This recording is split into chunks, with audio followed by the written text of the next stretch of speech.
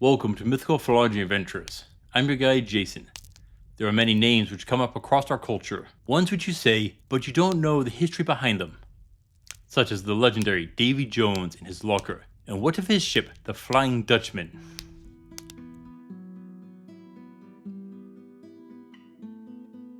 It is so common. You are watching a movie about sailors on the high seas, and the pirates appear. During the clash of blades and cannons, you hear a pirate yell that he's going to send you to Davy Jones' locker. Well, what is Davy Jones' locker? And who was Davy Jones? Was he a legendary sailor? A wicked pirate who locked people in a leaky chest before throwing them overboard to drown? Or was he a stand-in for the devil?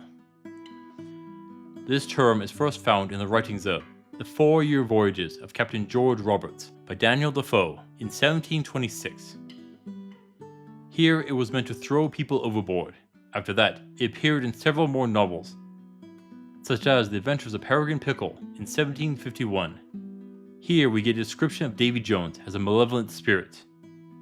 Here he is said to have horns, a tail, 3 rows of teeth, large saucer-like eyes, and blue smoke coming from his nostrils. He is said to lord over all evil spirits of the deep. He is called Hell's Baby and the Blackguard. In this version, he is able to shapeshift. On the eve of disasters, he can be found perched in the riggings looking over the doomed sailors. Now, there is another mythical seafarer who also has been seen up in the riggings of ships often before disasters. And that is the Clawbalterman. Hopefully I didn't mispronounce that one. This is the sea goblin, which was the very spirit of your ship. While it would play pranks on sailors, it was seen as a good sign usually, and would appear to warn the crew before disasters. It was seen part of this goblin got mixed into Davy Jones over the centuries. In 1811, the Dictionary of the Vulgar Tongue by Francis Gross was published. And this is a book literally describes Davy Jones as the devil, the spirit of the sea. Here, they also gave him the name Necken, a kind of male water spirit, which seduced women and drowned them. Kind of like a more hostile Undine. And Droger, a kind of malevolent spirit or revenant. From the same age, saying that someone was safe in Davy Jones' locker was to mean they perished at sea. And you might have noticed something. All of these aren't really that old, none from before the 1700s. Yet there are some others. Yet the oldest comes from Welsh legends. There was a sailor named Dafydd ap Sion. This was a sailor who was cursed by the devil to sail the sea for eternity, never to know rest. Now, don't get this confused with the term Dic Sion Dafydd, or Dick, son of John, son of David, which is actually an insult. It means for a Welsh person to move to England and adopt the culture. And this again was from the 1800s, so not tied back to the original name. Oh, we've got a few other interesting tales and legends tied to it. In one version, a pub owner would lock drunken sailors in his ale locker, or into ships passing through the docks. But eventually, his pub ran dry, and he was forced to become a pirate to survive, a rather ruthless one. In another tale, he was the captain of the Flying Dutchman, which served the East India Trading Company. He was sailing from Holland to Batavia, Indonesia, and as he passed the Cape of Good Hope, disaster struck. He called out, "Be it by God or the devil, I will sail around the Cape, even if it means sailing towards our last judgment." And as he wished, the devil took the helm and cursed his crew. They may never speak out again as they sail for eternity, never able to make port. And now we get to the weakest one in my opinion. Do you remember the tale of Jonah and the well? Well, in this take, when he was thrown overboard for his disobedience to God, he became the devil of the sea. Thus he became the devil Jonah. Yet that doesn't line up with the rest of Jonah's tale in the Bible.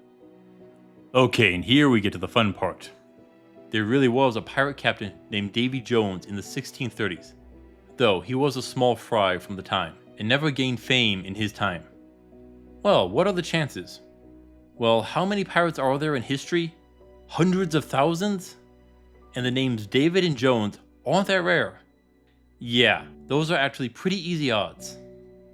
So, we've got a lot of different influences, but no solid leads. Could our author Defoe have heard of this pirate named Davy Jones?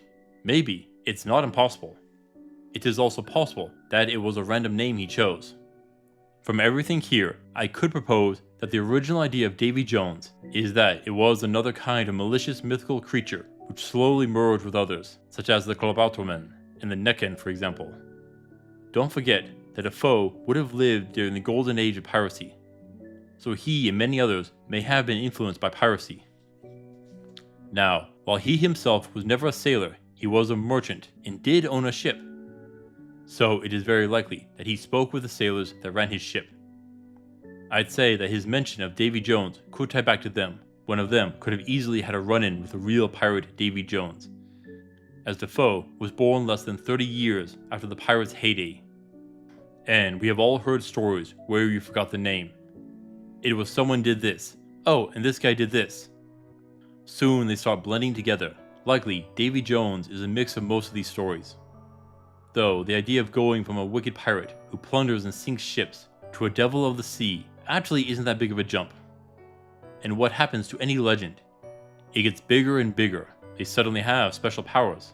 Soon, you can't even recognize the original.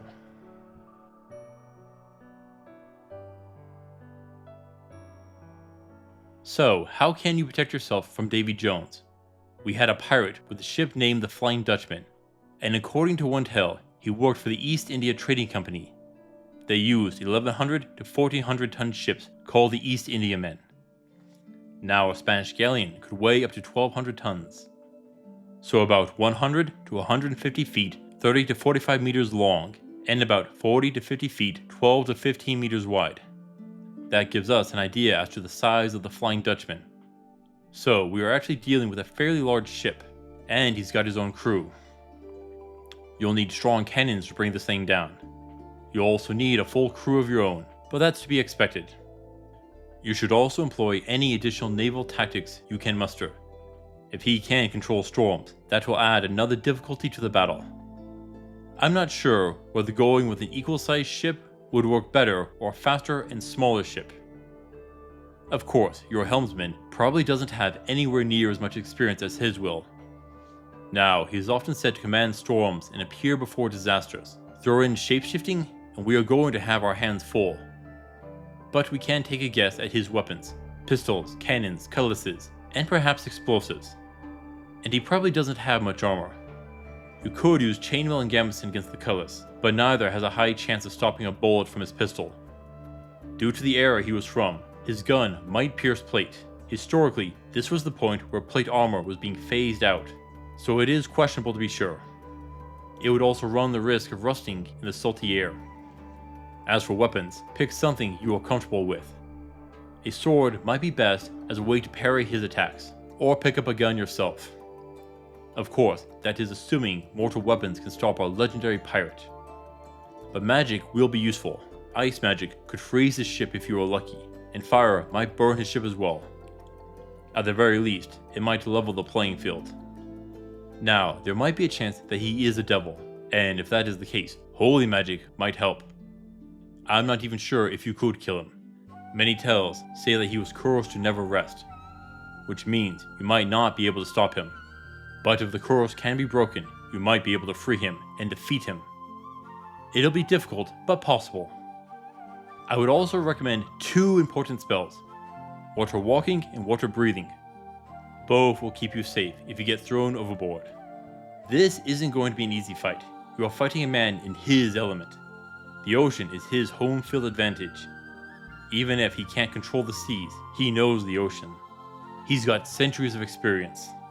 Throw in a crew of his own, and your own crew is looking at an uphill battle, before we add in any supernatural factors. That is why I'm giving Davy Jones a 7 of 10 for difficulty. Yeah, there's a lot stacked against you.